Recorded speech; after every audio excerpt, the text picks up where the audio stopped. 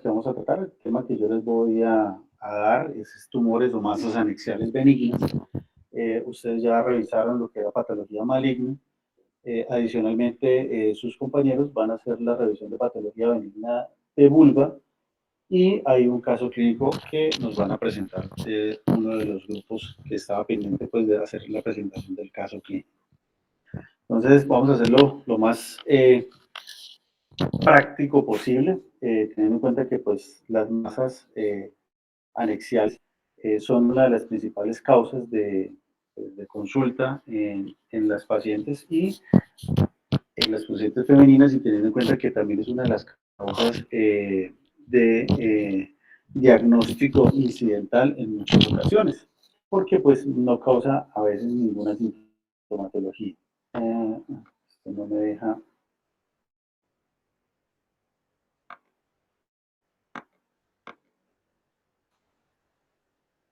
La presentación no me deja. No sé si ustedes ahí pueden ver que la pude hacer, pasar la siguiente diapositiva. No, No, señor. sale el título. Ah, ya pasó. Ahora sí. ¿Sí? Sí, al final sí pasó. Ahí sí, ya. Permitió para. Ahora no se ve la pantalla. Ya. Vamos a mirar.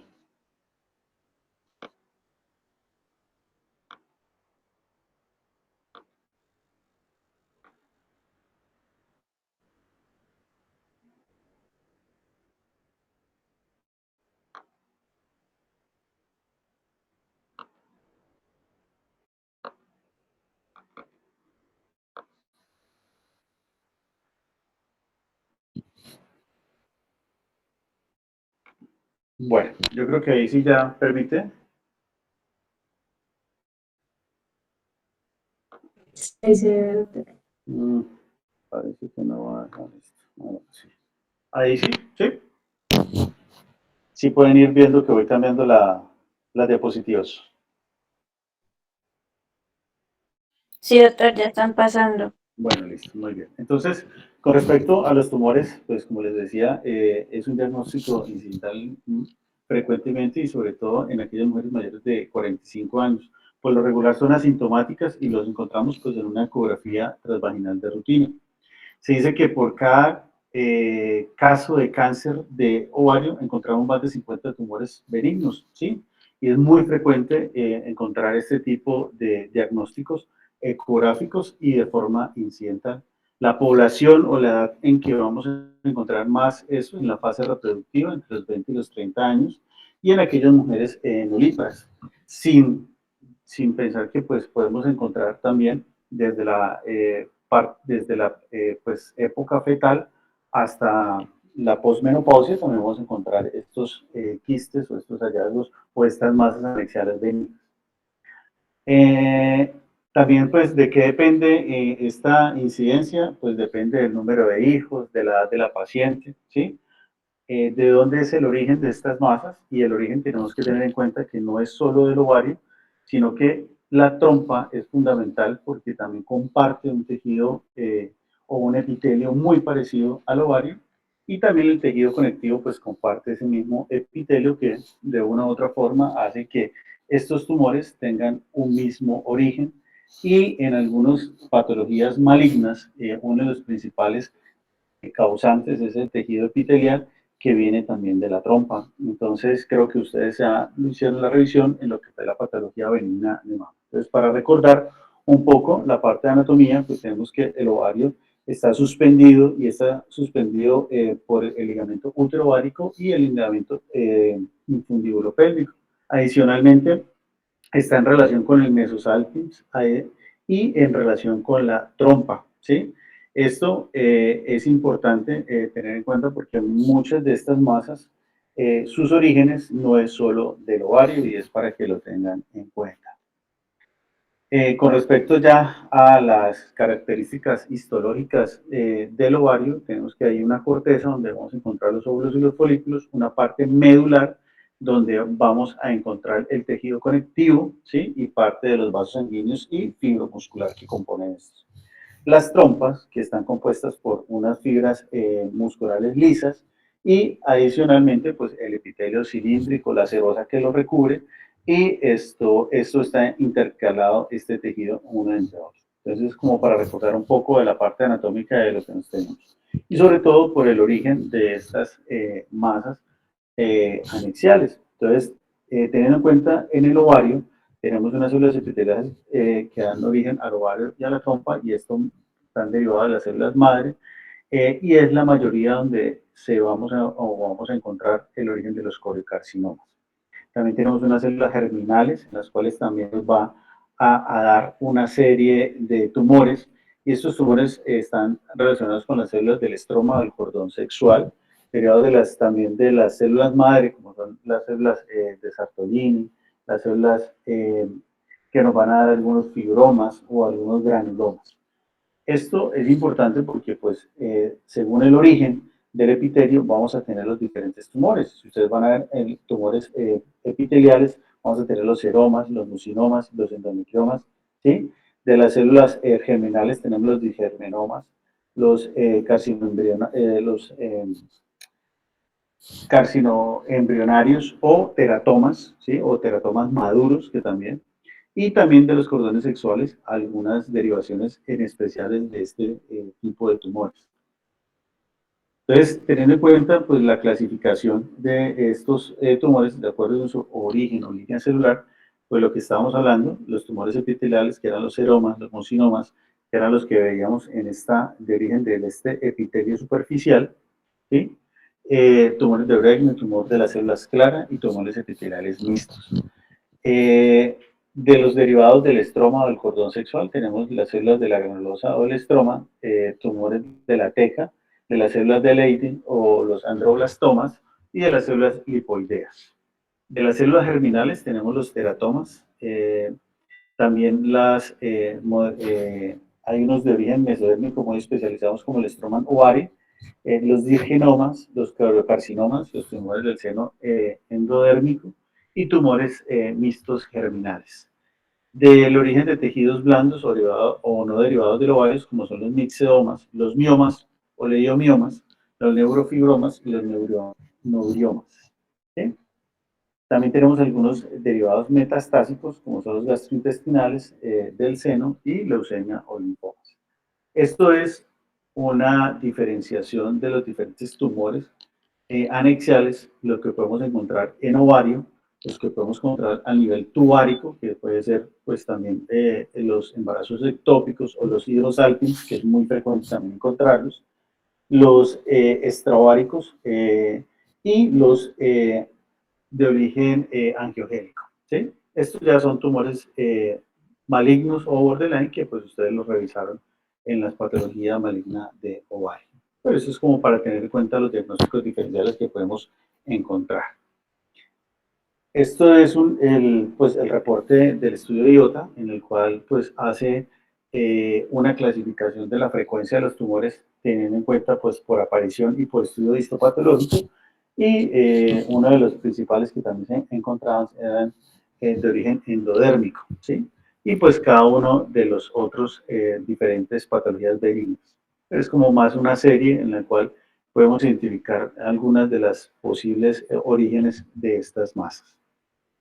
Otra parte que hay que tener en cuenta es que hay muchos quistes de origen funcional, y orígenes de origen funcional son aquellos que se producen durante la formación de estos diferentes folículos en diferentes etapas, en la ovulación, el cuerpo lúteo, que también tiene unas características, y los quistes foliculares hemorrágicos, que son quistes funcionales. Todo esto es funcional porque pues, se origina en la época del ciclo ovárico, y podemos encontrar en un diagnóstico ecográfico en estas diferentes etapas. Muchos de estos quistes, ¿por qué se evidencian? Porque no se produce una eclusión, sino que persiste en su crecimiento, y los vamos a ver más adelante. Lo del cuerpo lúteo, pues es frecuente también encontrarlo.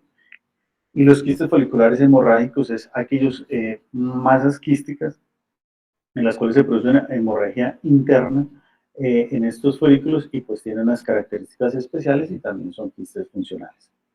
Lo que les decía, podemos encontrar masas quísticas desde la vida fetal hasta la menopausia. Por la mayoría de estos quistes funcionales resuelven más o menos de 8 a 12 semanas, no necesitan en muchos de los casos tratamientos, o ustedes pueden usar algunos tratamientos hormonales para producir esa eclusión o de ese folículo y poder darles un manejo también si en algún momento se requiere.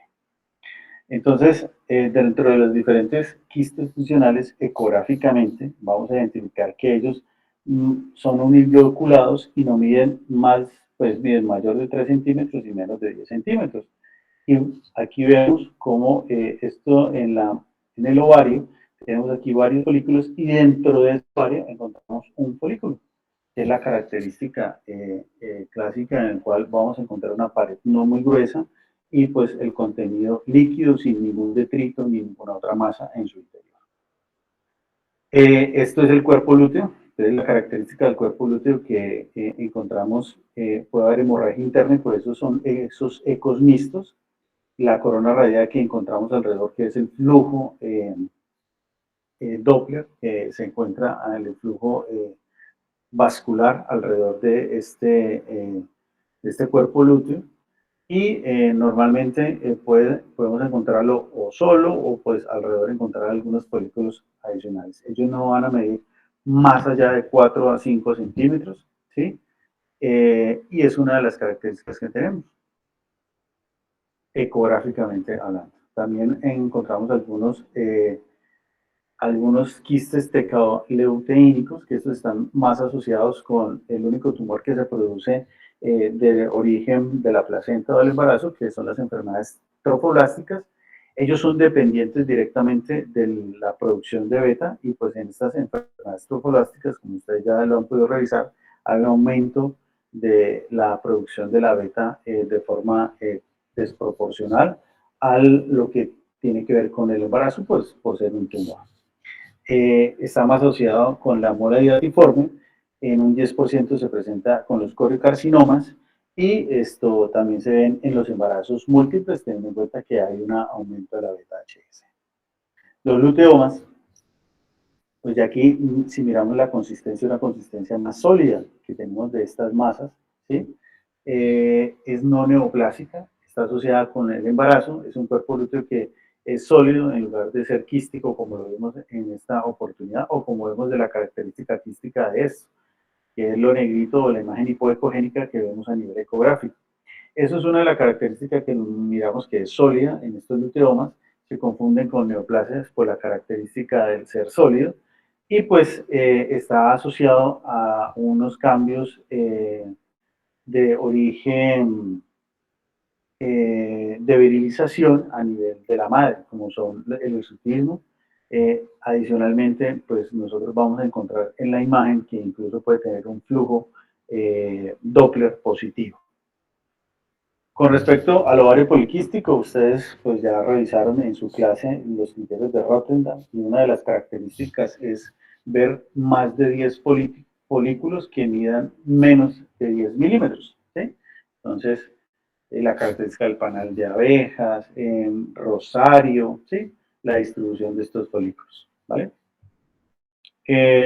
Esto pues ya lo revisamos en la anterior oportunidad, que es la imagen quística en vidrio esmerilado correspondiente a un endometrioma. Si vemos, esto es tejido ovárico alrededor y dentro de ese ovario tenemos esta imagen quística que corresponde a un endometrioma. Dentro de los tumores también encontramos algunas neoplasias epiteliales y estas como son los cistodenomas, que lo podemos ver en las diferentes distribuciones donde lo podemos encontrar.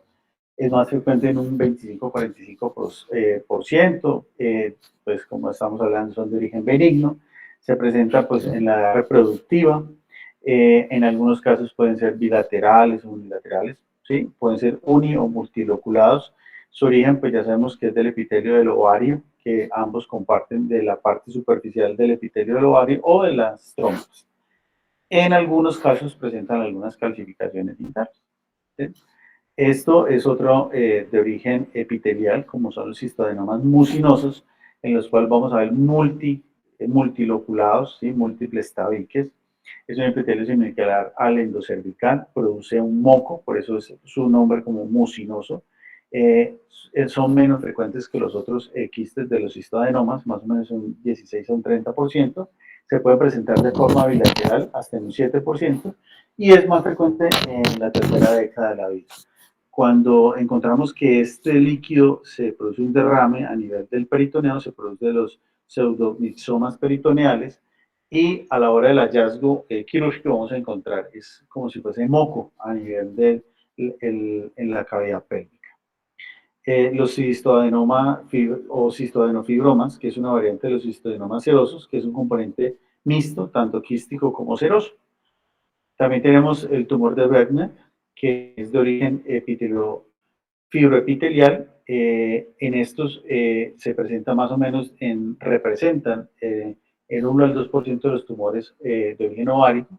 Es más en mujeres posmenopáusicas de mayores de 50 años. Está relacionado que cuando se presenta el quiste, en algunos casos va a haber unos sangrados posmenopáusicos y este tiene un epitelio similar al de la vejiga. Hay un síndrome que pues produce esto, que es una ascitis, como vemos aquí en la parte del fondo de saco, como es líquido libre en cavidad peritoneal, y pues el tumor, que eso enmarca lo que es el síndrome de Meniere. Teniendo en cuenta también el origen de las células de la granulosa, ¿sí? También vamos a tener algunas masas, como son los tumores de las células de la granulosa derivados del estroma, que pueden ser algunas sólidas y otras de crecimiento lento, están relacionadas con hiperestrogenismo, ¿sí? Cambios que muy seguramente muy asociados a la parte de cambios de virilización. También tenemos los tecomas, que son menos frecuentes, el pico máximo de incidencia física a los 35 años y origen de la corteza lobar. También pueden presentar algunas derrames a nivel de la cavidad peritoneal. Los fibromas, que son de contenido benigno, es variable, tenemos contenido que es sólido y colágeno al mismo tiempo. Su tamaño no alcanza más de los 6 centímetros, máximo 20 centímetros, y pues estas masas ya lo hacen pensar por su crecimiento que sean de origen pues maligno, son como masas que en algún momento se sospechan que son borderline, pero pues son de origen benigno en estos masas. De los teratomas quísticos o quistermoide, estos son derivados del tejido pues, embrionario, como es del ectodermo, ectodermo y el mesodermo. Se presenta pues, en mujeres en edad reproductiva, es más o menos la causa entre el 18 al 25% de los tumores benignos. Y tenemos en esto, es un componente mixto, que tenemos componente sólido y químico. Por lo regular, en estas masas hay tejido tanto como dientes, grasa, podemos encontrar cartílago, piel, pelo, ¿sí? Que es lo que hace la característica que tenga su componente sólido. En esta tenemos un teratoma, pues en esto vemos zonas cálcicas en las cuales pueden ser origen de puede ser origen de dientes, de algún tejido sólido, que es lo que hace la característica de estos teratomas maduros. Esto es otro teratoma maduro en el cual pues podemos haber contenido a veces de grasa o en su interior y por eso hacen las imágenes a la vez de imágenes sólidas y a la vez de imágenes quísticas. De origen mixto. Estos son otros derivados de origen de las células germinales, como son el estroma novari, que es de tejido tiroideo, ¿sí? Estos tienen una sintomatología asociada que las pacientes o la paciente va a presentar una tirotoxicosis. Es un derivado de las mismas teratoma, ¿sí? Pero pues en este caso vamos a encontrar asociado, y esto también es muy frecuente en las enfermedades trofoblásticas, la tirotoxicosis. Otro de las masas que pues borderline en algún momento pues por su característica sólida, pero pues son de origen benigno, son los gonadoblastomas, que es su tejido principalmente estiroideo. Es un teratoma quístico benigno, el 5% de estos pues presentan también una tirotoxicosis. Hay un desarrollo sexual pues anormal, ¿sí? Y por lo regular estos pacientes tienen un antecedente en cromosoma Y, que no se presenta un fenotipo pues realmente normal.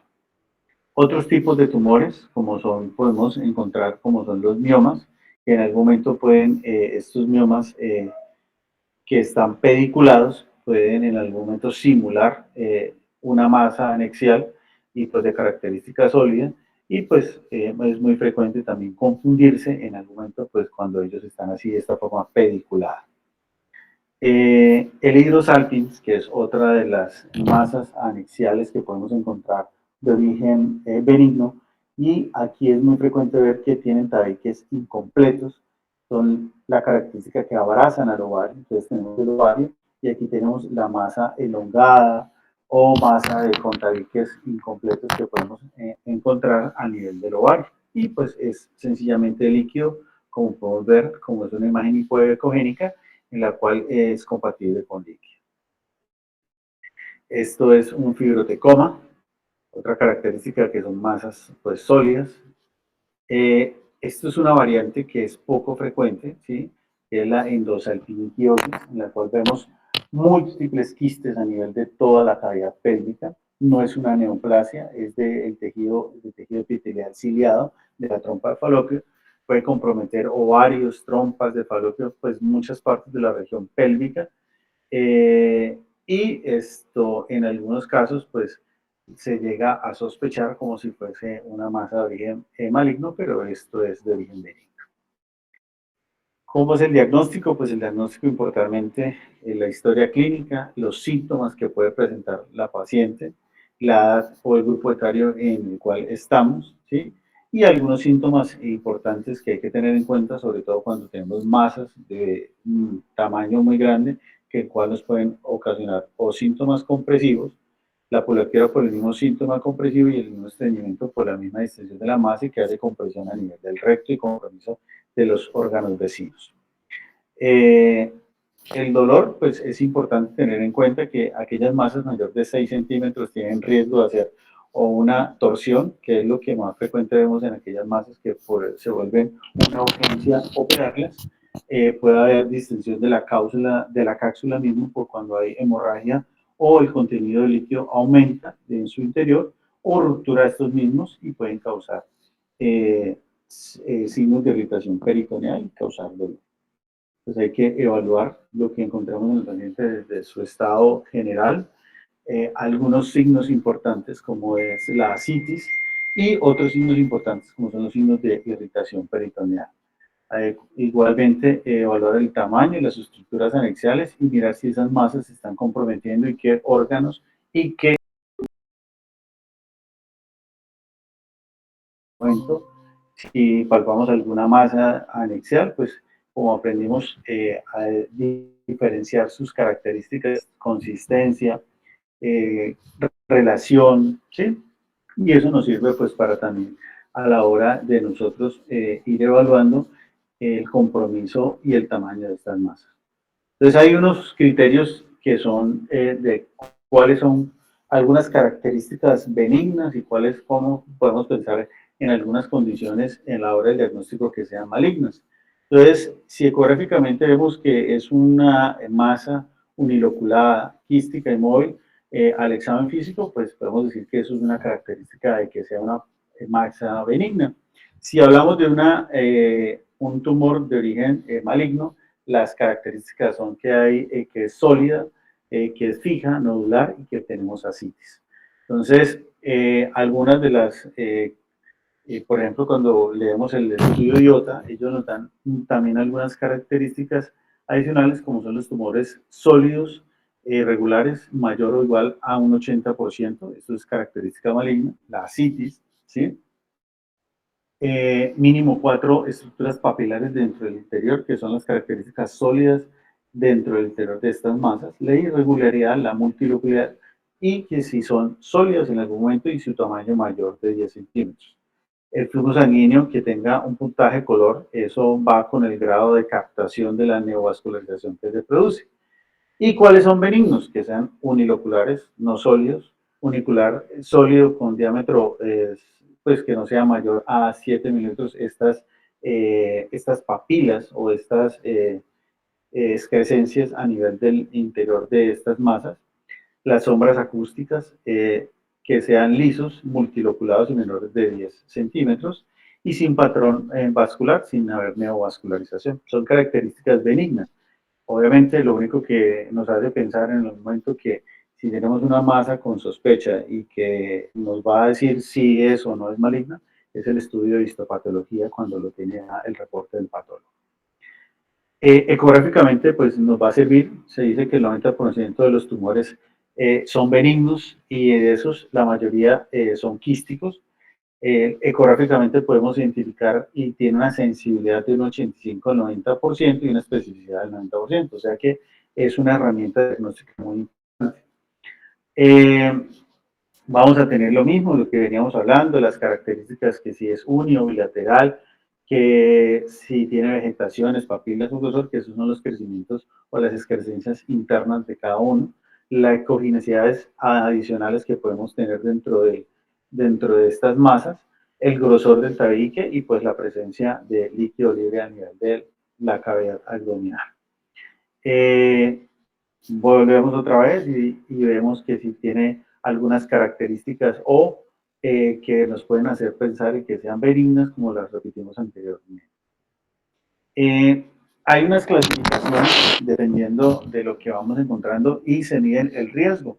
El riesgo que tiene que encontramos que sea uniloculado a que sea maligno. Esta masa uniloculada tiene un riesgo de malignidad de un 0.3, un 0.9%, o sea, es bastante bajo.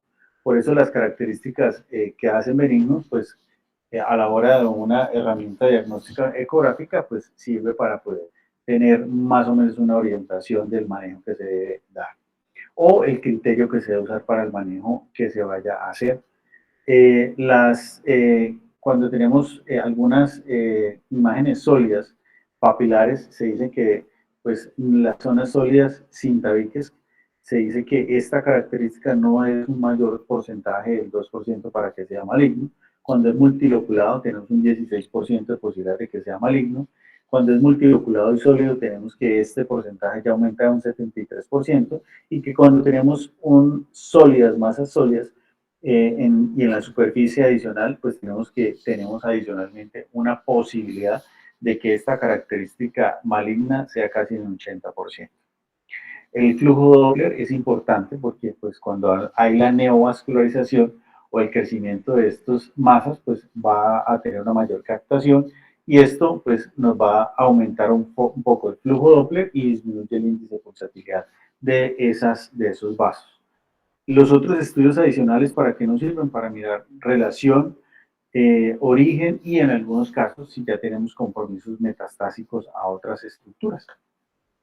Esto es unas características también del estudio IOTA, en el cual nos habla de cuáles son características malignas y cuáles son características benignas. Pues en este caso, lo que nos compete de las características benignas, lo que hablamos que sea quistes uniloculados, que el componente sólido sea menor a 7 milímetros, que es el componente sólido de acá, que las sombras acústicas pues no sean tan importantes como se ven en otras proyecciones, que los quistes son quistes lisos y pocas veces son multiloculados, ¿sí? Diferente a estos que tienen múltiples tabiques. Y el puntaje del Doppler color, que era lo que hablábamos, que mire que el puntaje de Doppler no hay un patrón vascular. En cambio, en esto hay una neovascularización donde el patrón vascular es muy importante. Mire cómo son estas papilas, hay más de 4 proyecciones papilares dentro de la parte sólida y pues son características de malignidad. Importante dentro del diagnóstico tener en cuenta los marcadores tumorales. Recuerden que para los tumores epiteliales, el CA125 y el adenocarcinoma toman importancia. Dentro de los tumores germinales tenemos el CA125, la beta-HNS cuantitativa, la alfa-fetoproteína y el LDH. Y de los estromales, el CA125, el estradiol, la inhibina y la testosterona. Por lo regular, si ustedes ven en la práctica, se usa frecuentemente el CA125, teniendo en cuenta que la mayoría son de origen epitelial, y estas células germinales, pues hay que tener en cuenta que si están en edad reproductiva, la beta también toma como carácter importante a la hora del diagnóstico. ¿En qué se les da manejo expectante? Aquellos menores de 6 centímetros, ¿sí? Se pueden observar, si ustedes recuerdan fisiológicamente, estos quistes funcionales, muchos de los quistes funcionales que son de origen del cuerpo lúteo o que son quistes funcionales hemorrágicos o sencillamente folículos, eh, ellos normalmente entre 8 a 12 semanas desaparecen. Si ustedes más o menos hacen cuenta, eso equivale más o menos a 3 meses, con o sin manejo. Sinceramente, posteriormente ustedes van a ver que hacen un control a los 3 o 4 meses y van a encontrar que por lo regular esa masa desaparece, ¿sí? O ese quiste anexial desaparece. Cuando es quirúrgico, eh, cuando estamos ya pues antes de la menarquia o posmenopáusica y que sean unas masas de más de 6 centímetros o tumores sólidos, sencillamente esos tumores sólidos, independientemente sólidos, aquellos como por ejemplo los teratomas no se van a desaparecer. Recuerden que los teratomas son de origen del tejido eh, embrionario y ellos por lo regular van a seguir creciendo y esas masas no van a desaparecer. ¿Sí? Muy diferente a un quiste funcional que ellos por lo regular desaparecen. Esto pues parte de la bibliografía y eso es lo que la charla de lo que tiene que ver con masas anexiales. No sé si tengan alguna pregunta al respecto.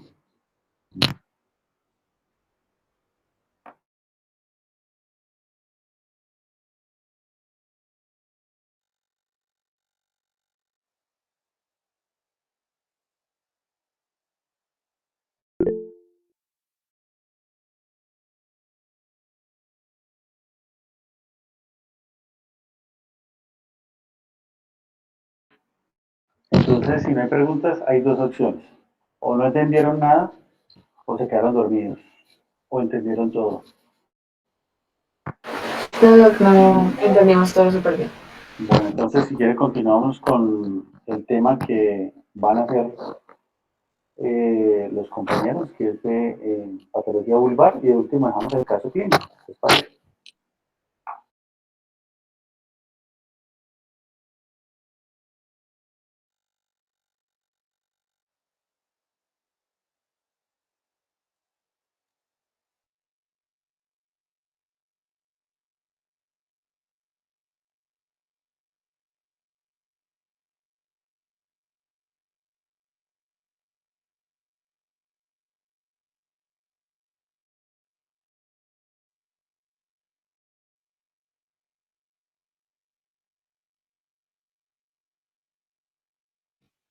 Bueno, buenas noches, ¿me escuchan? Sí. Bueno, damos inicio al seminario que corresponde a patología vulvar benigna.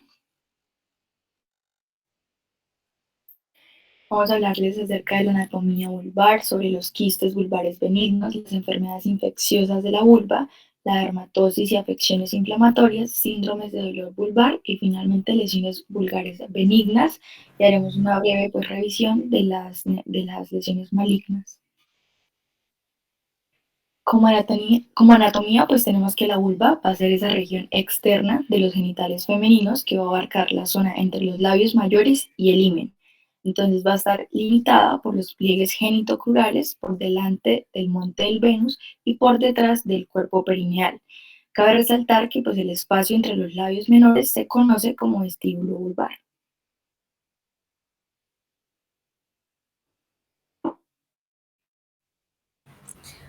Bueno, hablando de dermatosis y afecciones inflamatorias, tenemos el síndrome de Behçet. Entonces, esta es una enfermedad que se caracteriza por uñas aftosas que son residuantes en la boca y también en los genitales. También puede presentar inflamación ocular, nódulos cutáneos, úlceras gastrointestinales, tromboflebitis y artritis. Entonces, el manejo de esto es corticoides tópicos sistémicos como prednisona, 1 miligramo sobre kilogramo, y si es recurrente, el manejo preventivo. Entonces, lo que caracteriza esta lesión es que las lesiones van a ser pequeñas, profundas y dolorosas. Bueno, respecto a phosphoridase, se caracteriza por la oclusión de las glándulas sudoríparas apocrinas en la axila y en la región anogenital. Entonces, las pacientes van a acudir con pápulas pequeñas de 2 a 3 milímetros, van a estar hiperpigmentadas y agrupadas. También van a ser intensamente pruriginosas y pues suele llevar a la liquefacción por el rascado crónico. Entonces el manejo también, el manejo corticoides tópicos, clindamicina y ya. De la hidradenitis supurativa tenemos que es una afección dolorosa de las glándulas apocrinas resultante de la oclusión folicular crónica. Entonces nos va a producir nódulos subcutáneos profundos y que van a ser postulosos. Este lo vamos a dividir por las etapas y también se va a caracterizar por la únicos o múltiples sin trayectos sinuosos o sin cicatrización, y este es el que va a presentar la mayoría de los pacientes. En etapa 2, abscesos recurrentes con formación de tractos fistulosos y cicatrización patológica. Las lesiones pueden ser únicas o múltiples y ampliamente separadas. Y en etapa 3 ya tenemos la afectación difusa, formación de abscesos extensos, trayectos sinuosos y la cicatrización patológica de toda la región. El manejo también va a depender de la etapa, pero el principal, pues tenemos que modificar el estilo de vida, la ropa debe ser holgada, mantener la región limpia y seca, corrección del sobrepeso.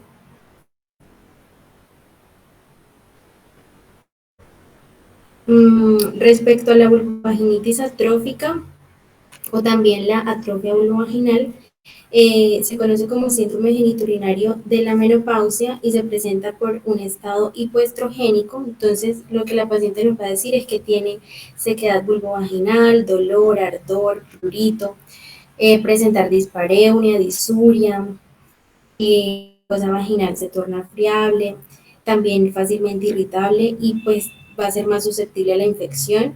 El diagnóstico de esto es clínico. De manejo de primera línea es con humidificadores y lubricantes vaginales no hormonales. Entonces, los síntomas persistentes que no responden a los tratamientos no hormonales ya se pueden tratar con estrógenos vaginales en forma de crema, comprimidos, óvulos o anillos.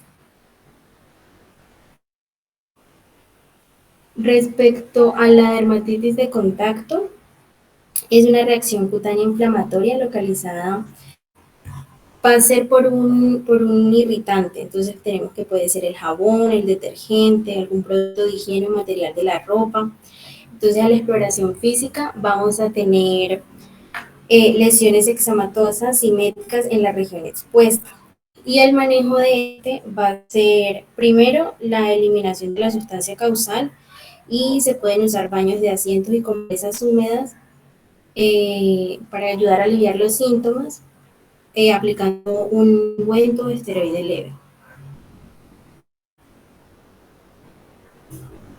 De la psoriasis, se presenta con placas eritematosas y escamas gruesas plateadas que afectan a los labios mayores. Entonces suele acompañarse de placas sobre las superficies extensas del cuerpo o también se puede manifestar como lesiones vulvares aisladas. Entonces de acá manejo va a ser una biopsia para el diagnóstico definitivo y la psoriasis vulvar se puede tratar con corticosteroides de baja potencia como el atonio de triamcinolona, que, espérate, deja otro momento. Que, bueno, este es un corticosteroide obtenido por la síntesis a partir de la prednisona y lo que va a hacer es inhibir la inflamación aliviando la molestia subjetiva de la quemazón y el prurito intenso. Bueno, el líquen crónico simple se caracteriza por un exantema intensamente pruriginoso que a menudo va a afectar al periné.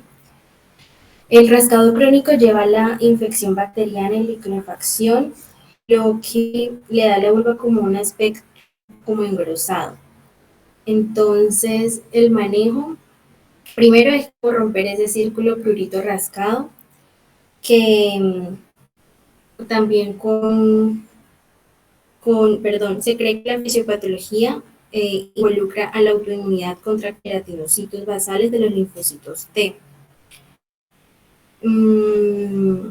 Bueno, lo que estábamos hablando de romper el ciclo del prurito rascado con corticosteroides tópicos o intralesionales pueden o no tener adición de gel de ácido salicílico al 6%.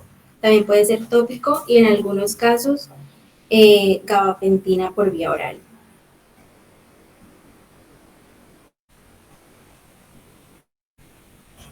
En este caso, las pacientes van a presentar aumento de la secreción vaginal, dispareunia, prurito, dolor y ardor vulvar. Y también podemos ver pápulas blancas con un patrón lineal que se conoce como estrías de Wickham.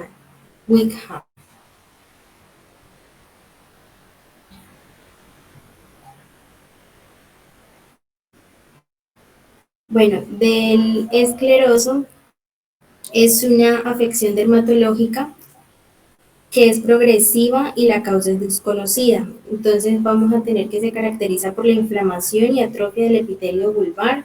Se asocia con prurito vulvar bien, pero que es de predominio nocturno. Dolor y cicatrización. Va a tener pérdida gradual de los labios menores y el prepucio del clítoris, y las pacientes también pueden dar manifestaciones como dispareunia y disuria. Bueno, a la exploración física, las lesiones son como pápulas blancas, atróficas, delgadas, similares como al papel de los cigarrillos que suele respetar la mucosa vaginal. Sin embargo, la estenosis del introito y la afectación perianal puede causar una configuración. Estas pacientes tienen un riesgo del 5% de presentar carcinoma vulvar de células escamosas. El manejo va a ser propionato de clobetasol al 0.05% tópico todas las noches durante 6 a 12 semanas o estradiol al 0.01% en crema para los síntomas atróficos.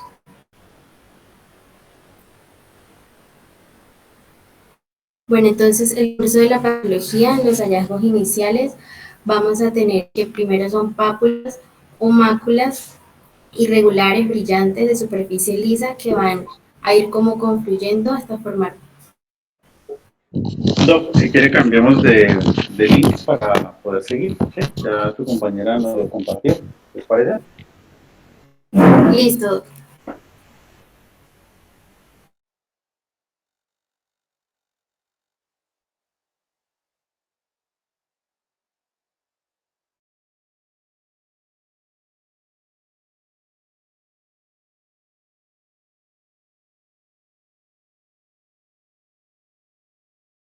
Se quedaron dormidos, cambien de llamada.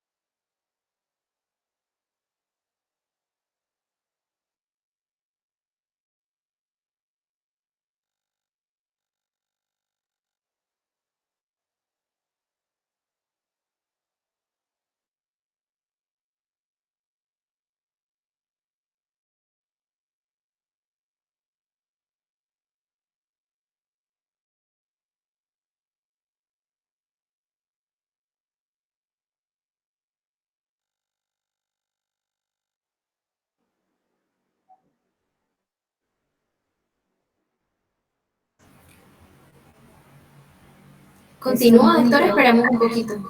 Yo creo que ya están todos, ¿no? Listo. Bueno, respecto al curso de la patología, los hallazgos iniciales vamos a tener pápulas o máculas irregulares, brillantes, de superficie lisa, y se van a ir confluyendo hasta formar placas planas y deprimidas. Ya cuando la enfermedad está establecida, la piel va a presentar como una marcada atrofia con aspecto frágil y apergaminado y un color blanco y apagado. Y ya en la fase final, ya los cambios son muy evidentes, o sea que están fusionados los labios mayores y menores y el clítoris y puede quedar enterrado bajo el capuchón fusionado.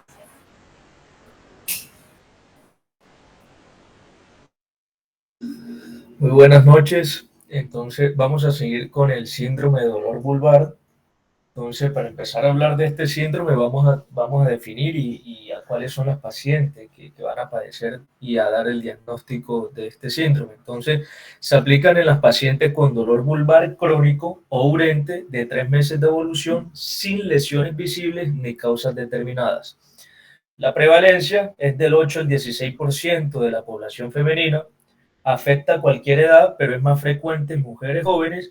Y como un dato curioso, y también de epidemiología, en Estados Unidos se gasta anualmente entre 31 y 72 billones de dólares en la atención a las pacientes que tienen síndrome de dolor vulvar. Siguiente, por favor. Entonces, la etiología, primero que todo, vamos a tener en cuenta que se considera una causa multifactorial, factores hormonales que disminuyen los receptores de estrógeno hasta en un 50%, como por ejemplo el síndrome genitourinario o en la menopausia, que existe una disminución de los estrógenos a nivel de la mucosa o del introito muslo-vaginal, puede ser una de las causas. Infecciones, inflamaciones crónicas, por ejemplo, aquellas mujeres que tienen infecciones recurrentes, por ejemplo, de cándida, pues van a generar una inflamación crónica y pues va a hacer la va a dejar con dolor vulvar permanente. Alteraciones neurológicas como el aumento del número de fibras nerviosas, inmunológica y aumento de oxalatos urinarios, que más adelante vamos a hablar sobre las dietas que deben tener las mujeres para evitar los oxalatos urinarios. Siguiente, por favor. Entonces, ¿cómo ocurre el dolor? Entonces, pues, tener en cuenta que pues hay que conocer primero cómo ocurre el dolor del síndrome de dolor vulvar para que no nos confundamos. Entonces, en la piel y en la mucosa están nociceptores. Y estos nociceptores son los que detectan calor, frío, dolor y tacto. Y cuando ellos detectan este sentido, van a enviar un impulso nervioso a las fibras mielínicas del asta posterior de la médula. Y de ahí va a la corteza cerebral y se genera el dolor. ¿Por qué es importante tener en cuenta el dolor? Porque como lo dice la definición, el síndrome de dolor vulvar es un dolor que no viene desencadenado de ninguna patología. Es decir, la paciente, más adelante lo vamos a ver en el examen físico, la paciente está normal, no se le va a encontrar ninguna patología dermatológica, ni ninguna otra patología que nos pueda hacer pensar que el dolor es a causa de eso. Entonces podemos confundir que la persona tal vez tenga un trastorno psicológico, podemos pensar que la paciente tal vez quiere incapacitarse, sí, al momento de no encontrar nada al examen físico. Entonces es muy importante tener en cuenta cómo ocurre el dolor. Siguiente, por favor. Dolor vulvar asociado a problemas específicos, pues los problemas infecciosos, cándida o herpes, inflamatorio, líquen plano, neoplásica, enfermedad de Payet, y neurológico, neuralgia herpética o comprensión medular. Siguiente. Entonces, en la clasificación vamos a tener vulvodinias generalizadas y localizadas. Ambas pues tienen lo mismo, que son provocadas por estímulos dolorosos sexuales o no sexuales o ambos, no provocados o mixtas. Hay que tener en cuenta que en la vulvodinia generalizada, la paciente puede llegar refiriendo, doctor, o doctora, yo inicié con dolor a la penetración, ¿sí? Cuando mi pareja, pues, teníamos relaciones, la penetración me dolía. Listo, entonces una dispareunia, pero esa dispareunia se va a ir volviendo y va a quedar con un dolor permanente, es decir, que se convierte en un síndrome de dolor vulvar. Siguiente.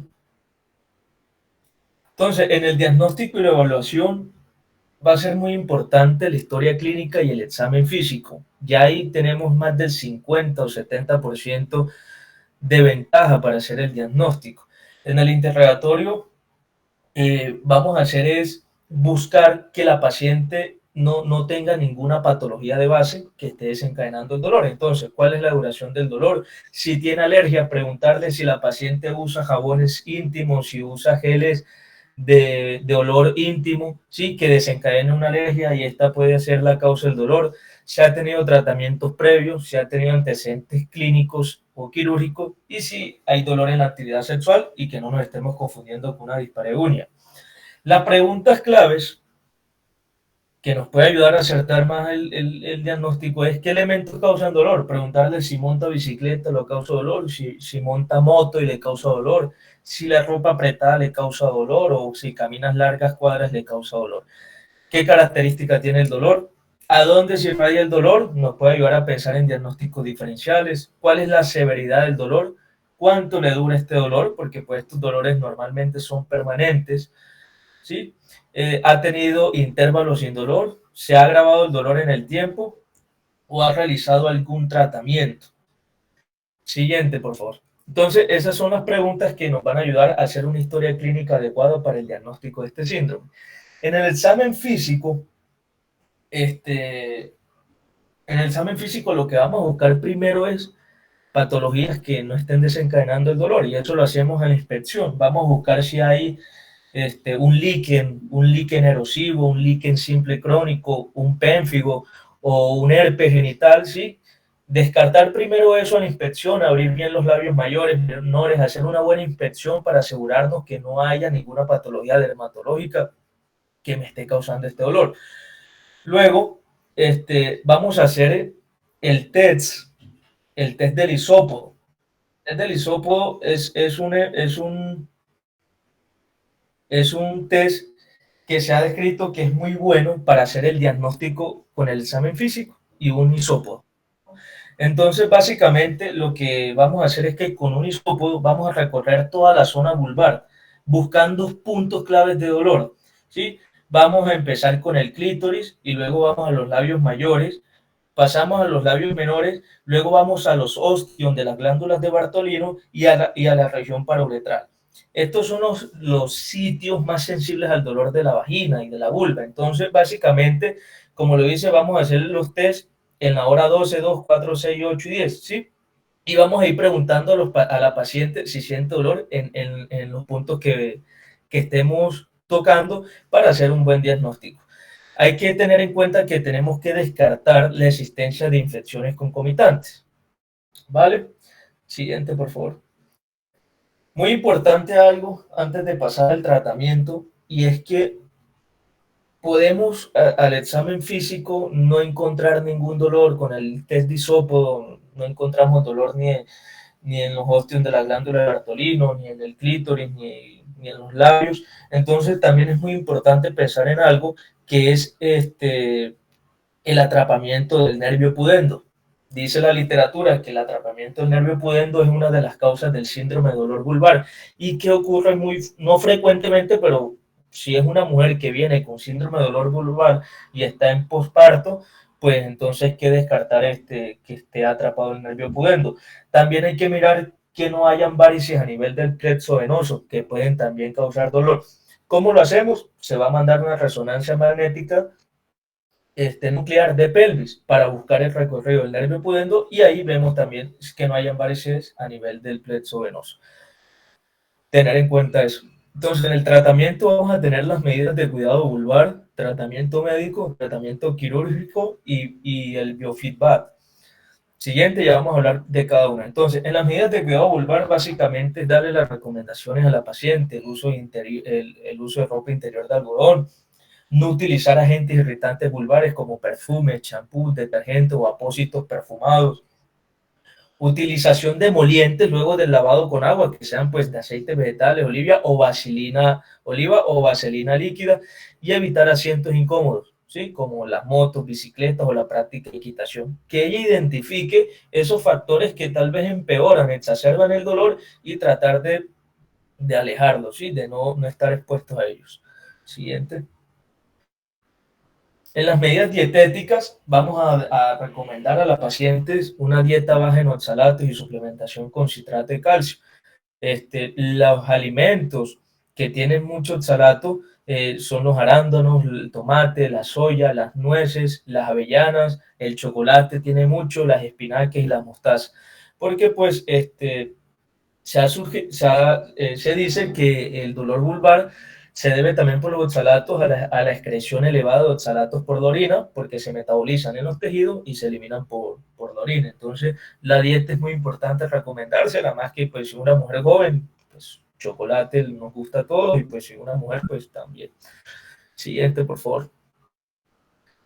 Ya entrando el tratamiento médico, ya el tratamiento que aquí es lo más importante, lo que voy a abarcar más y explicar con más detalles, porque pues va a ser como el tratamiento que vamos a dar como médicos generales. Tratamiento médico pues va a consistir en, primero, lidocaína al 2%, es una buena opción, se usa 3 veces por día, en la mañana, en la tarde y en la noche. A la paciente se manda con lidocaína 3 veces al día y se le pone una cita de control de 15 a 20 días. En 15 a 20 días evaluamos otro interrogatorio, historia clínica. Si hay buena respuesta a la paciente, le aumentamos la lidocaína de 1 a 2 meses. Ojo, si hay buena respuesta. Si no hay buena respuesta, damos lo demás. Pero entonces, ¿qué pasa? Importante, si hay buena respuesta, no nos quedamos ahí, aumentamos, porque digamos que es un círculo vicioso que hay que acabarlo. Entonces, lo aumentamos 1 o 2 meses y la vamos bajando paulatinamente. Nunca la dejamos de usar así de un totazo, sino es que ya después de un mes, no, doctor, bien, la bajamos a 2 o una sola vez por día, listo. Los estrógenos locales, la literatura lo menciona, muy buena opción, se puede combinar con la lidocaína si es necesario. Son beneficiosos para la maduración epitelial y evita la atrofia, y los niveles de estrógeno elevados inhiben la producción de interleuquina 1. Las dosis recomendadas son 2 veces por día con disminución progresiva a 1 vez por día. Lo podemos acompañar con la lidocaína, entonces es muy importante, digamos que este es como, va a ser nuestra primera línea como médicos generales. Siguiente. Vamos con la medicación oral. El uso de antidepresivos tricíclicos también es una primera línea. Revisando literatura, muchos ginecólogos manifiestan que la amitriptilina es de su preferencia. Entonces vamos a hablar un poco. Ellos van a inducir la respuesta al dolor en un 60% de los casos. Los antidepresivos tricíclicos como la amitriptilina se va a usar de 10 a 25 miligramos por noche y se incrementa hasta 25 miligramos por semana hasta 150 miligramos o hasta el control de los síntomas. No se debe discontinuar del uso de forma abrupta, sino vamos a ir escalonándola poco a poco. Importante mencionarle a la paciente que la amitriptilina produce sueño, entonces preferiblemente tomarla en la noche. Algo acá, si a la paciente la tratamos con la lidocaína y con los estrógenos locales y no presenta una mejoría con éxito, ¿sí? Podemos añadirle la amitriptilina sin ningún problema, podemos hacer una terapia triple, lo avala la literatura, no hay ningún problema. Otro antidepresivo tricíclico es la venlafaxina. La dosis inicial es de 37.5 miligramos por la mañana y la dosis máxima 150 miligramos por día. La literatura también menciona que se puede iniciar con 75 miligramos al día, ¿sí? Se parte la pastilla de 150 por la mitad, o no sé si la presentación venga de 75, pero se puede utilizar también como segunda línea cuando no hay respuesta a la amitriptilina, ¿listo? Entonces, amitriptilina primera línea, cuando hablamos de antidepresivos tricíclicos, y la venlafaxina de segunda línea. El tramadol, pues, es un análogo sintético de la codeína y útil en el manejo del dolor. La dosis recomendada es de 50 a 100 miligramos cada 6 horas y la dosis máxima 400 miligramos por día. Importante, esto es un opiáceo. No queremos que la paciente se acostumbre a esto. Entonces, estos son tratamientos cortos, realmente cortos, 7 a 10 días, o simplemente decirle tómelo cuando de verdad tenga mucho dolor. Pero entonces no acostumbrarnos a ver tratamientos con tramadol a largo plazo. Siguiente, por favor. El biofeedback, como lo ven, pues el éxito de esta terapia oscila entre un 60 y un 80%, y básicamente el biofeedback se ve como si fuera un consolador, eso es pequeño, se introduce en la vagina y básicamente lo que va a hacer es una hiperestimulación del músculo, que esta misma hiperestimulación va a llevar a la relajación del músculo, ¿sí? Entonces, básicamente es eso, como una estimulación automática que se va a dar en la paciente. ¿Listo? Siguiente, por favor. Y ya pues en el tratamiento quirúrgico va a ser la última opción cuando la paciente no va a responder ni al tratamiento local ni al tratamiento conservador. Entonces vamos a adquirir el tratamiento quirúrgico. La incisión quirúrgica del vestíbulo es la última opción terapéutica en el dolor severo refractario a todo tratamiento, y previo a la cirugía se debe delimitar con la paciente despierta el área resecar, y se debe suturar con hilos de calibre 3.0, 4.0. ¿Por qué? Lo menciona, muy importante, porque estos hilos de este calibre ayudan a evitar la fibrosis, y si dejamos a una paciente con fibrosis después de una cirugía de esta, el dolor de seguro va a ser peor que la vulvodimia con la que ya venía. Entonces, básicamente, el tratamiento quirúrgico, pues no entrar así como en tanto detalle en la técnica, porque pues el tratamiento médico es lo más importante en este momento para nosotros. ¿Listo? Entonces, dame un segundo. Como conclusiones del dolor, del síndrome del dolor vulvar, es que la vulvodimia es un trastorno complejo y con frecuencia es frustrante tanto para el médico como la paciente, porque es un tratamiento a largo plazo. Puede durar meses o semanas y a veces necesita combinaciones de tratamiento. Se requiere un equipo multidisciplinario, se necesita también apoyo psicológico para la paciente, y también muy recomendado la terapia sexual y la terapia de pareja para que no vaya a generar conflictos en las parejas por este tema del dolor. Listo, muchas gracias. Siguiente. Ahora vamos a hablar de las lesiones vulvares benignas más comunes. Entonces, como primer lugar tenemos la carúnculo uretral. Esta es una pápula exofítica carnosa que es benigna en la cara posterior del meato uretral, que se presenta más a menudo en las mujeres en la posmenopausia. Entonces, en la imagen vemos que esa es la principal ubicación y que es bastante notoria. En la clínica, aparte de que la podamos ver, no va a producir muchos síntomas, pero en algunos casos se puede ver hemorragia vaginal o disuria. El tratamiento, cuando es sintomática, son estrógenos tópicos, y cuando la lesión es muy grande o refractaria, se puede llegar a utilizar un tratamiento quirúrgico, ya sea con evaporación con láser o con criocirugía. Luego tenemos el acrocordón. Este también es conocido como fibroma blando cutáneo y son pólipos fibroepiteliales frecuentes que a menudo están pediculados con una consistencia aulada similar a la carne. Se localizan a menudo en zonas de irritación o fricción crónicas, como las axilas, el cuello y en este caso pues los pliegues vaginales. El tratamiento pues no es necesario porque es benigno, pero pueden ser para la paciente molestos o que no se vean estéticamente aceptables en el concepto de la paciente. Entonces se pueden extirpar mediante tijeras finas porque pues la mayoría son pediculados. También se puede utilizar la criocirugía o la electrodesecación. La queratosis seborreica son lesiones pigmentadas que están elevadas con un aspecto ceroso que se ve como tipo atascado. Aunque sean benignas, los médicos deben tener un umbral bajo para realizar una biopsia excisional y descartar que sea un carcinoma, porque podríamos confundirlo también con un melanoma de la piel o con una lesión premaligna. El tratamiento es la crioterapia, el curetaje, la electrocoagulación. Podemos también utilizar láser como el láser de dióxido de carbono. También podemos hacer el tratamiento quirúrgico si ya esta queratosis seborreica es muy grande o es muy numerosa. O también se puede considerar que si ya sabemos que es totalmente benigno y que definitivamente es una queratosis seborreica, no hacerle ninguna intervención si para la paciente no tiene ninguna molestia ni orgánica ni estética. Por otro lado tenemos el lipoma, que son tumores benignos indoloros que están constituidos por tejido adiposo en el espacio subcutáneo. Son blandos y a veces son pediculados. Normalmente se localizan en el monte de Venus y en los labios mayores. El tratamiento, como los otros, al ser benigno, solo se utiliza cuando este está ocasionando alguna molestia. En ese caso se puede extirpar, pero tienen un alto índice de recurrencia. Esas eran las más comunes lesiones benignas. Y ahora vamos a ver las más comunes lesiones que son premalignas. Entonces, primero tenemos la papulomatosis de bovinoide, que su etiología básicamente radica en el BPH16. Son lesiones múltiples, son pápulas de color rojizo, marrón o violáceo, y se pueden tratar con crioterapia, electrofulguración, rasurado quirúrgico y empleo de fluoracilo tópico y siempre se debe hacer seguimiento. En el caso de estas lesiones se pueden confundir también con lesiones benignas como la queratosis, entonces por eso es importante hacer el diagnóstico diferencial.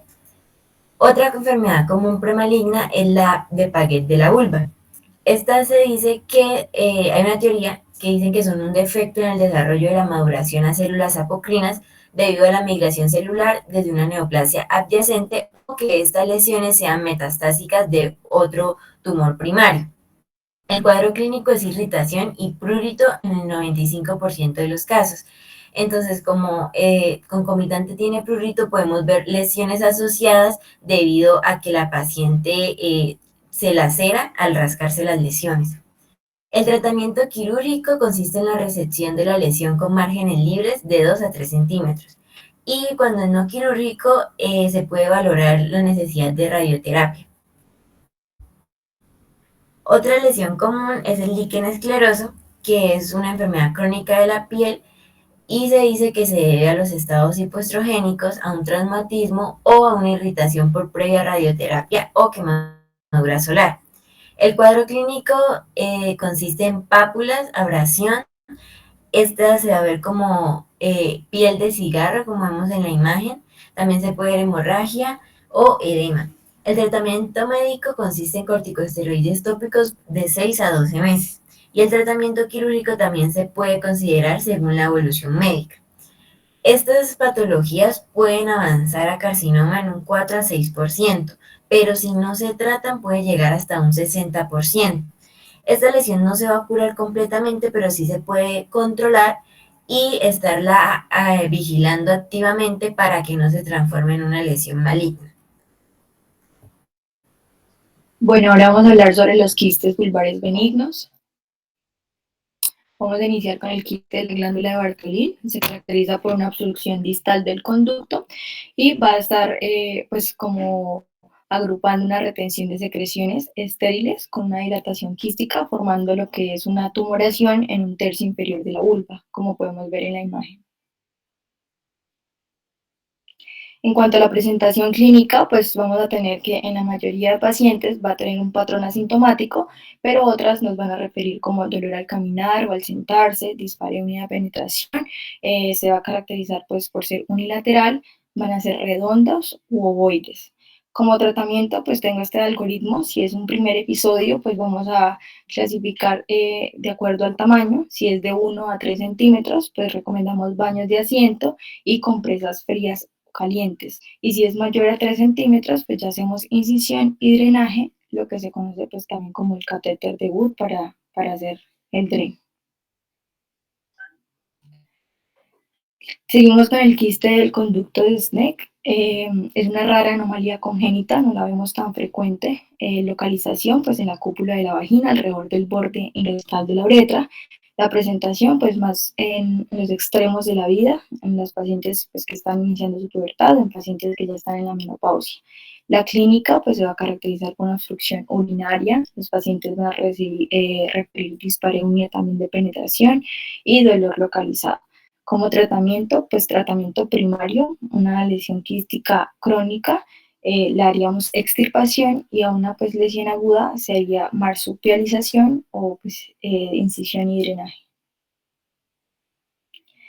Vamos a hablar del quiste del conducto de Garner, que son vestigios del conducto de Wohl revestidos por epitelio cuboidal. Se van a caracterizar pues, en cuanto a la localización, porque va a estar ubicado en la pared anterolateral de la vagina, pueden contener músculo liso en la pared y van a ser superficiales. El tamaño es variable, es más que todo de 10 a 110 milímetros, no se modifica con maniobras de la valsalva y no va a ser reductible, pues siempre va a estar ahí a la palpación y pues no requieren tratamiento. En cuanto al quiste del conducto de Nuck, es una obliteración incompleta de la túnica vaginal. Se va a componer pues, de una pared delgada del tejido conectivo revestido de células mesoteliales y en tercio van a estar asociadas a hernias inguinales. El tamaño más que todo pues, son más de 5 centímetros y en cuanto al tratamiento se recomienda la resección quirúrgica.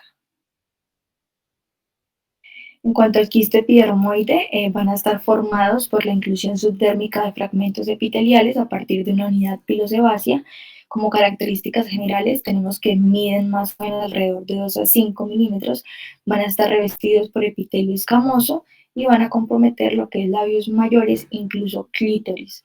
En cuanto a tratamiento, no requiere tratamiento quirúrgico, pues a menos de que la paciente esté completamente asintomática o ya se sobreinfecte.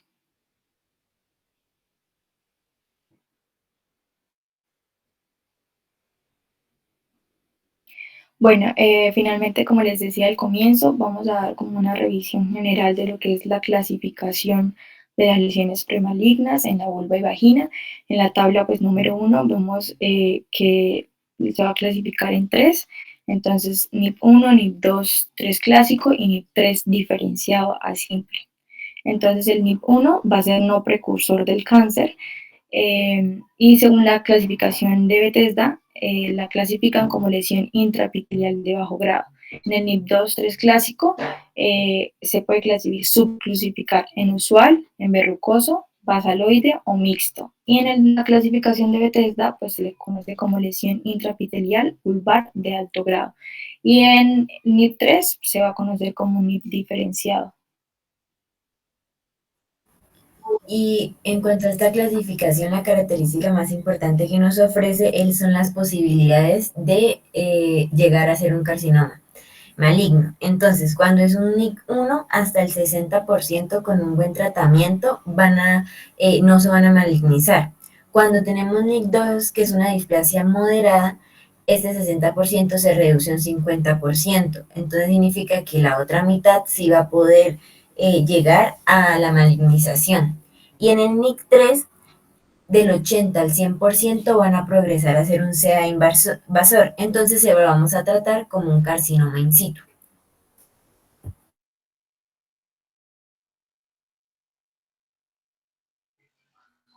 Y listo, que esa sería la revisión del tema. Bueno, con respecto a la patología vulvar, si ustedes se dan cuenta, hay muchísimas cosas. Cuando algunos han rotado, hemos tratado de revisar así como lo general, pero pues si ustedes se dan cuenta, aquí hay muchísimas cosas que se pasan o a veces se tienen en cuenta como normalidad, ¿sí?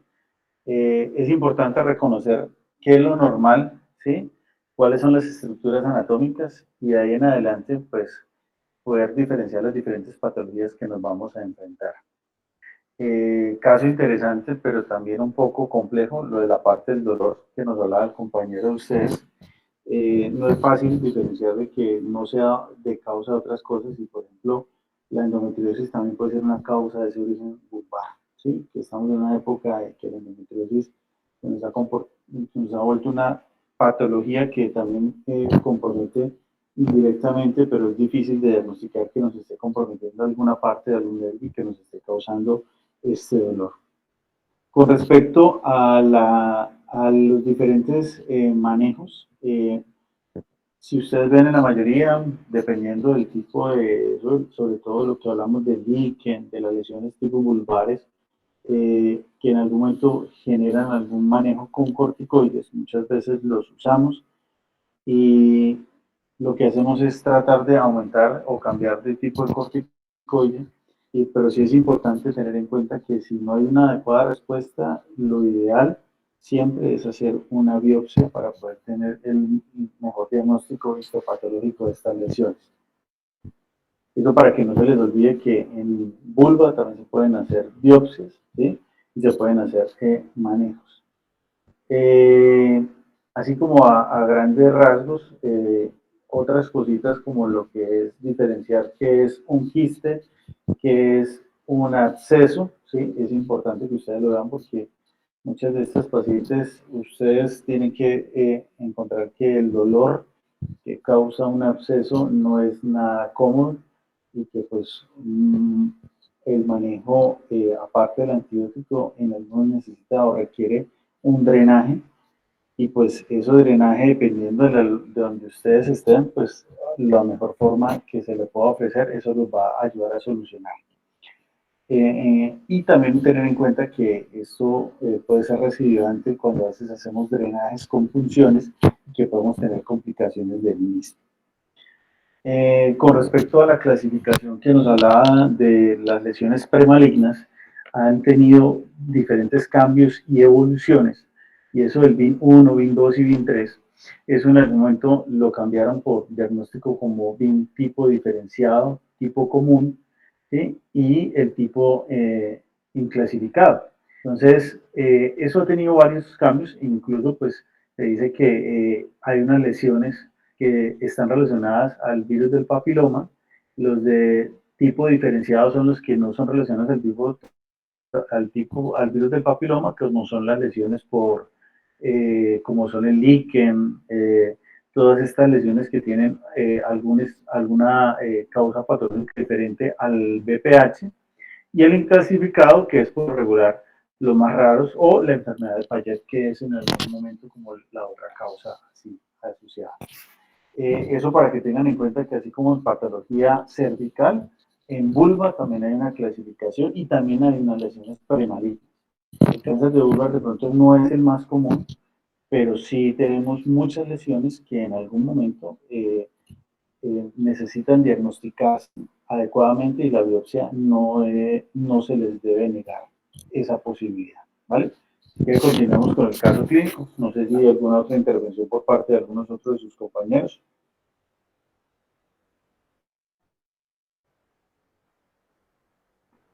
No, doctor, todo súper bien por nuestro lado. Entonces continuamos con el caso clínico.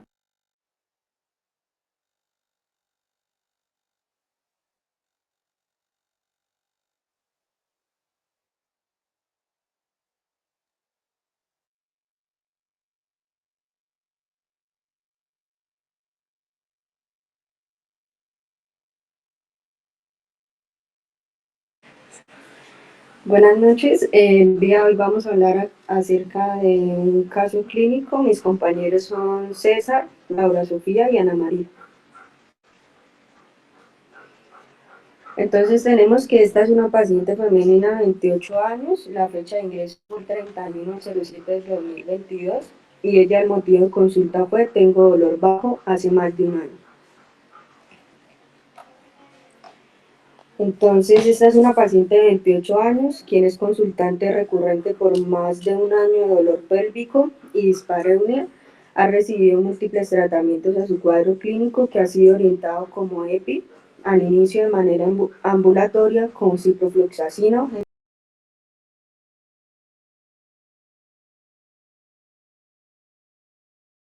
que es anterior a esta. Se le encontraron signos vitales normales, pues la dejaron como una impresión diagnóstica de EPI y la hospitalizaron para manejo. Le indicaron clindamicina, gentamicina parenteral, diclofenalco e iosina. Tienen paraclínicos del 19 de mayo con un cuadro hemático de 6.700 leucos del 75%, hemoglobina del 13.4 y PCR menor a 6. El uroanálisis le salió normal y frotis de flujo vaginal igual. La ingresaron 3 días después para completar el tratamiento en casa y por último pues consultó en su EPS el día 28 del mismo mes, nuevamente pues por un dolor pélvico le prescribieron ceftriaxona, doxiciclina, metronidazol y clotrimazol. Ha tomado los medicamentos de forma irregular.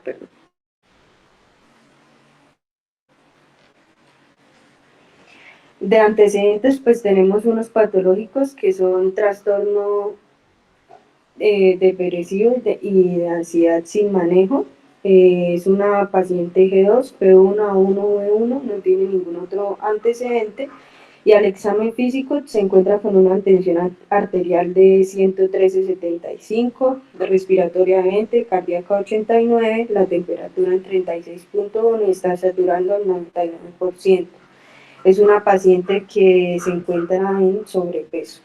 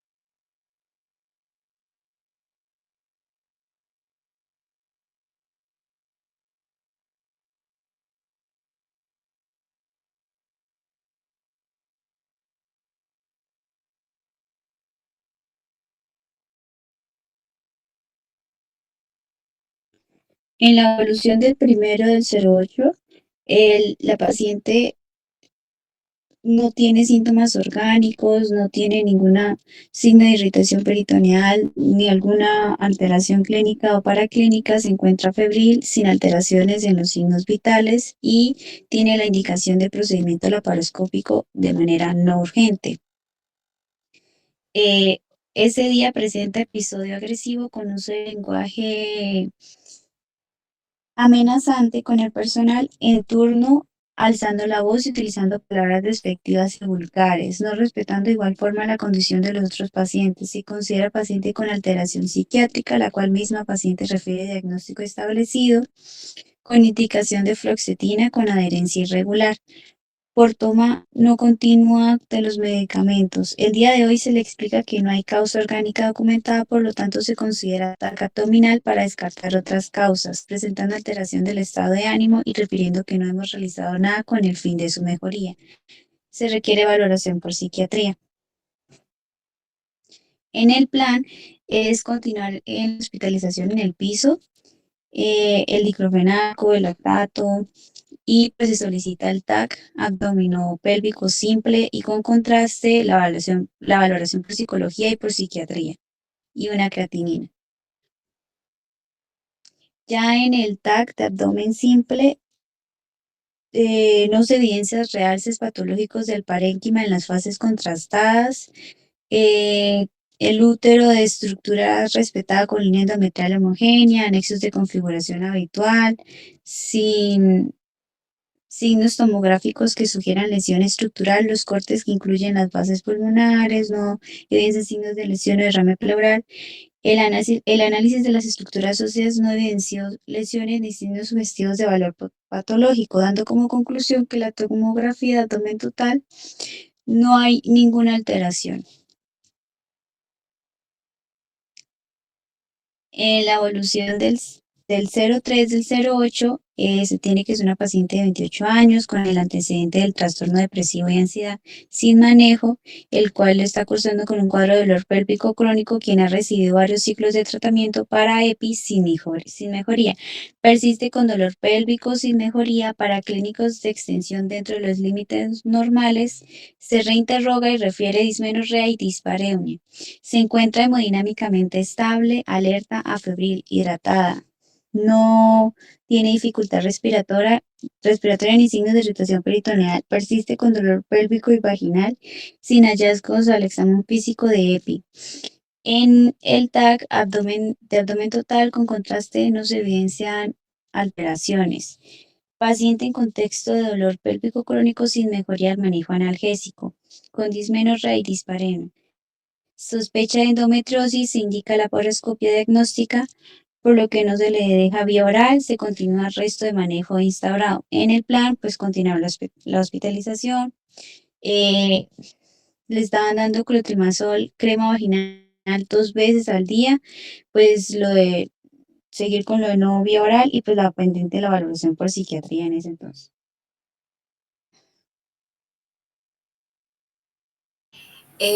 Bueno, pues a la paciente le realizan la laparoscopia diagnóstica el 7 de agosto del 2022, el cual, bueno, presenta una descripción quirúrgica que bajo anestesia general, en posición de litotomía previa, asepsia y antisepsia, cateterismo vesical, se realiza especuloscopia, pinzamiento del labio anterior del cuello uterino y se coloca la cálula de Rubin.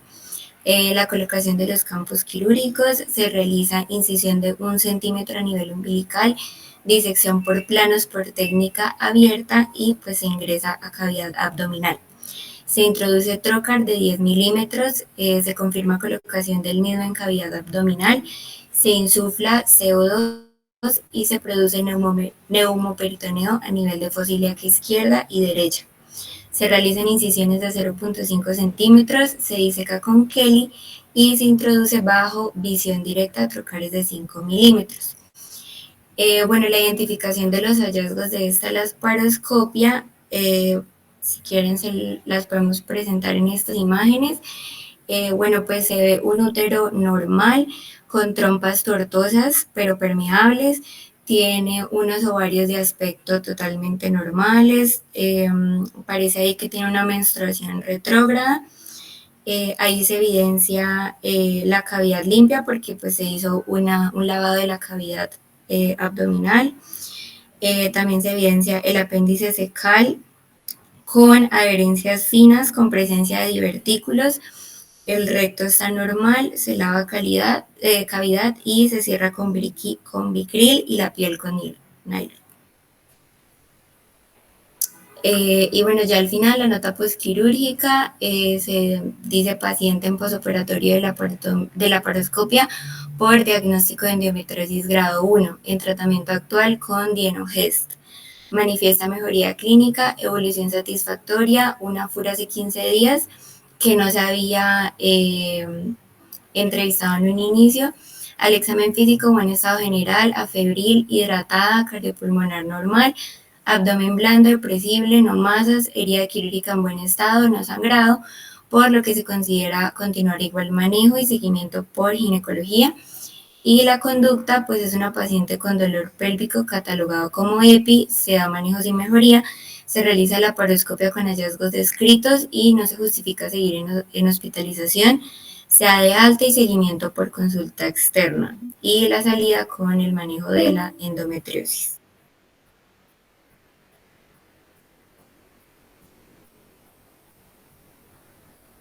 Bueno, los compañeros que presentaron el caso clínico, ¿qué opinan al respecto?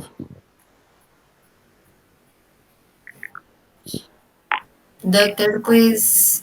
¿Qué opinan ustedes? ¿Qué, cuando revisaron pues, lo poco que hay en esa historia, qué opinan ustedes al Se respecto? hizo un mal diagnóstico desde un inicio porque ella tenía pues una evolución de 1 año. Sí, claro.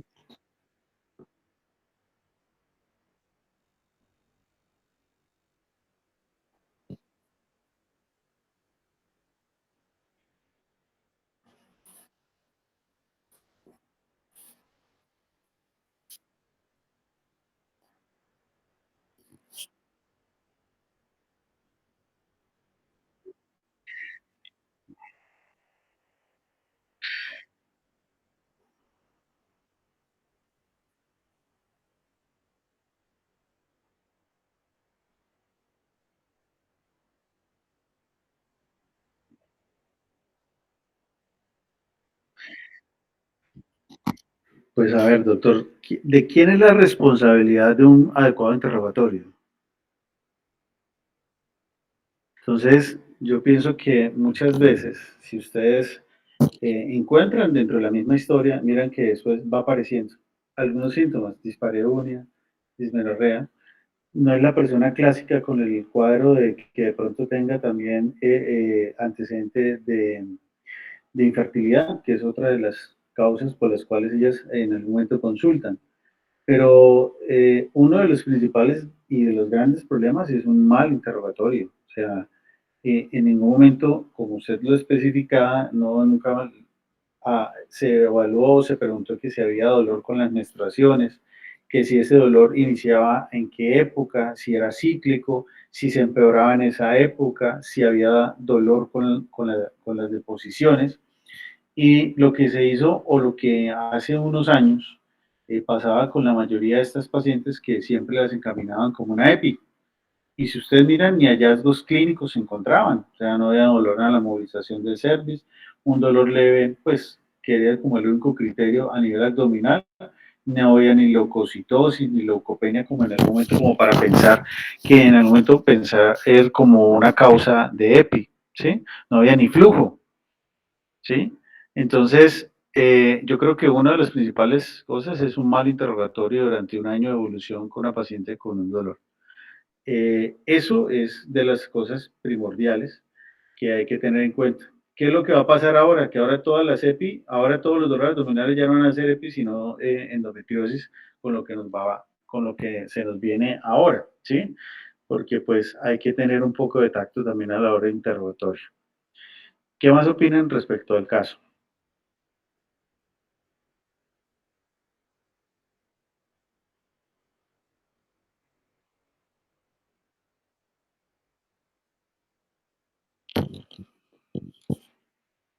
Bueno, hay algo importante que si de pronto ustedes vieron el diagnóstico, la clasificación laparoscópica que hace es una EPI, un diagnóstico de endometriosis grado 1.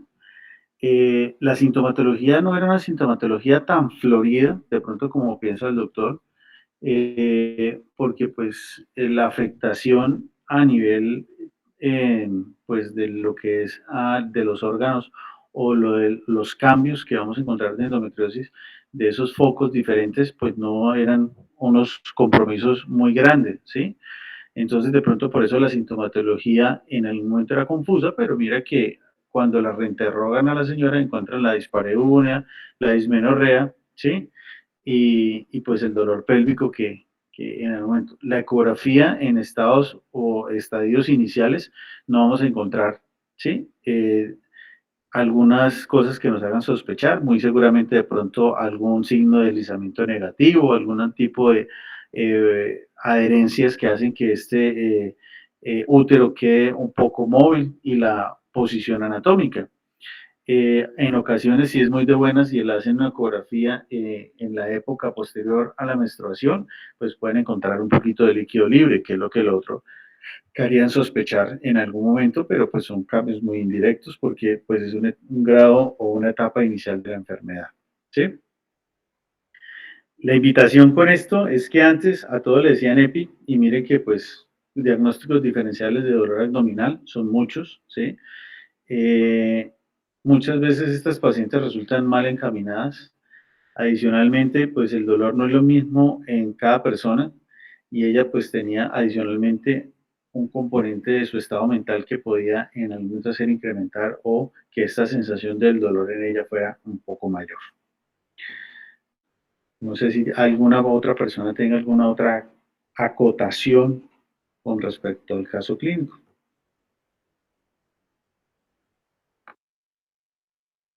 Doc, yo tengo una pregunta. Señora. Es que, pues no sé si estoy un poco confundida, pero pues a una paciente no se le puede durar pues con un diagnóstico durante un año de una EPI, ¿no? Doctora, a ver, ahorita yo no sé si les alcancé a mostrar, hay un documento que está firmado desde el año pasado y que a partir de octubre de este año tiene que entrar en vigencia con todas las guías de manejo respecto a lo que tiene que ser la ruta de atención para el diagnóstico de endometriosis, ¿sí? No es fácil, primero, diagnosticarlo porque pues el mapeo o el mapa que se busca hacer el mapeo para la endometriosis, son pocos los que han hecho la curva en el momento en el país y pues hasta ahorita más o menos se está adquiriendo como ese adiestramiento, esa curva del aprendizaje para hacer el diagnóstico de endometriosis por ecografía, ¿sí? Si ustedes ven el diagnóstico en el gran porcentaje, pues el gol estándar sería el laparoscópico, ¿sí? Pero pues la ecografía está tomando un muy importante valor diagnóstico, pero pues igual en el momento que la experiencia de la curva con respecto al diagnóstico que nos sirva, pues no es muy grande. Claro, ahorita con la nueva normatividad que tenemos, este diagnóstico ya demorarse un año sería absolutamente absurdo porque pues teniendo en cuenta que la ruta se le va a ofrecer la mejor opción a la paciente y pues si en algún momento el mapeo y hay un fracaso en alguno de los manejos, pues lo ideal sería que llegara a la laparoscopia. Diagnóstico. Pero eso hablando con la endometriosis. Sí, señora, con endometriosis. Porque pues con No. Pero con EPI, O sea, es que los diagnósticos de EPI, ¿qué es lo que puedan encontrar? O sea, el diagnóstico de EPI es clínico, ¿sí? Está por unos parámetros de laboratorio, unos parámetros clínicos, ¿sí? Y en algunos casos se pudiese llegar a encontrar en EPI, ¿no? Si estamos hablando ya de EPI, porque si hablabas de endometriosis, diferente. En EPI, lo máximo que puedes encontrar ecográficamente sea una masa anexial, ¿sí? Que es lo que estaría asociado con una presbiperitonitis. Pero que ya sea más allá de un diagnóstico, o sea, una EPI que dure un año, no. Por eso no es congruente lo que en algún momento se dice que un año de evolución de un dolor y que siempre se le achaque el dolor a la EPI, que era lo que se hacía antes. Y ahorita todo va a ser endometriosis, pero pues sí era uno de los errores muy grandes que cometían, y era que pacientes dolor abdominal, dolor pélvico, una vez, esto era EPI. Y veía esquemas diagnósticos e incluso muchas veces estas pacientes terminaban con apendicitis, con plastrones apendiculares, porque pues como era mujer, entonces dolor pélvico era igual a EPI. Y eran muy mal diagnosticados. Sí, sí, señor, porque es que a veces, pues la mayoría de pacientes que nosotros vemos que tienen una EPI que no han sido tratadas correctamente o que no han sido diagnosticadas a tiempo terminan en UCI o muy mal, entonces por eso preguntaba. No, y tanto tiempo de evolución, no, o sea, un año de evolución, tiene que hacer una recurrencia muy grande o haber quedado con algunas adherencias o alguna masa que no se vio y hacen algún absceso a nivel pélvico, que es lo que hace que hagan esas recurrencias. Pero pues después de un tratamiento que tenga uno fracaso es porque hay un empeoramiento del cuadro, y ese empeoramiento es una pelviperitonitis. Ok, ¿Vale? listo, gracias. No, con mucho gusto.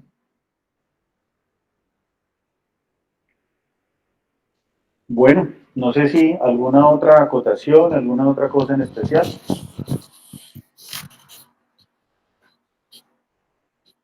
Entonces, damos por terminado la sesión de hoy, ¿vale, doctores? Muchas gracias. Feliz noche. Gracias, doctor. Hasta luego. Gracias, doctor.